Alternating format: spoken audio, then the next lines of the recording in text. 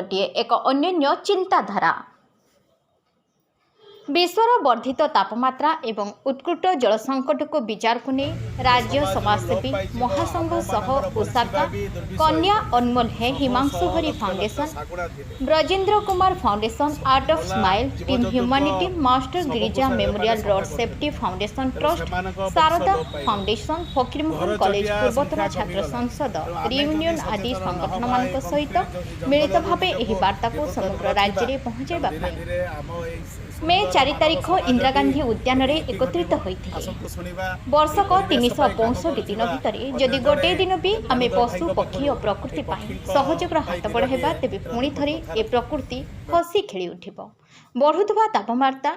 ह्रास हेब कंक्रीट जंगल मध्य सबुजिमा खेली उठिब प्रतीकात्मक भाव में पार्क रे पक्षी मानक पई विभिन्न जगार माटी पात्र रे किछि जल एवं खाद्य दाना व्यवस्था करा जायथिला ता सहित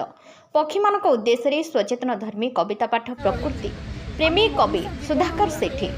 संयोजन रे अनुष्ठित होइथिला समस्त जनसाधारण को एही खरा दिने किछि साहाय्य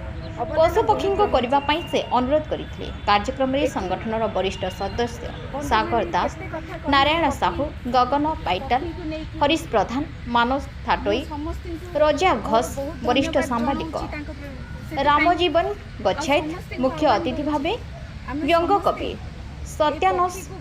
वरेण्य अतिथि भावे डॉक्टर संजीव कर साजसेवी स्वाति दास प्रशासक सरोज कुमार बेहेरा डॉक्टर संतोष बेहेरा दुर्गा प्रसाद दास किशोर कुमार माझी जगदे वक्तव्य और कविता पाठ करथिले कवि मोहम्मद इनायत अलींक 2टी पुस्तक मध्य उन्मोचित होइथिला एवं अन्य मानक मध्य समाजसेवी वेणुधर विश्वाल पार्थ प्रतिम दास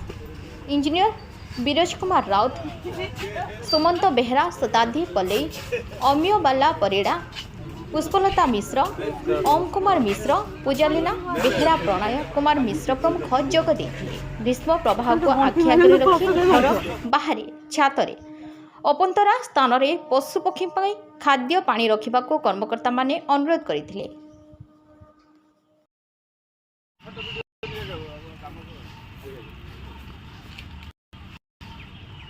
गोटे प्रथम लेख माने देखि परतो से हम लेखा हितला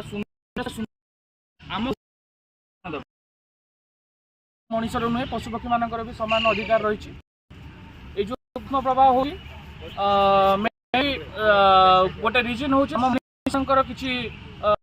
माने आम जो भाया परिवेश को दूषित करुचे जो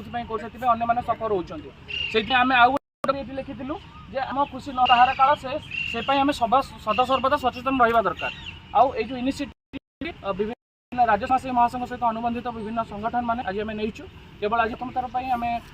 भुवनेश्वर वार्ताटी को आम देवाई चेष्टा करुचु प्रथम कथा हूँ पक्षी दिनटीए यार रखार तात्पर्य हूँ जे मनीष केवल मनीष भाविया उचित नुहे कारण पृथ्वी समस्त होती जीव तेणु से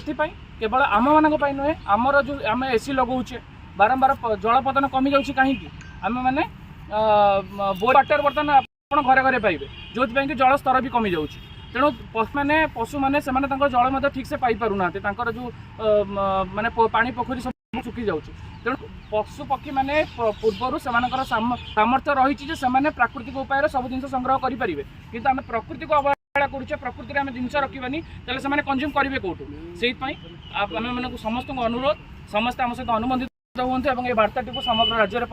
परिप्रकाश करूँ और ये पक्षी दिनटी जो आम स्लोगान देचु आपण मैंने आपंकर छाତରେ हो कि खाली जगह गोटे गोटे पानी रखु जहाँ से चलवा सुगम्य हो पार। धन्यवाद।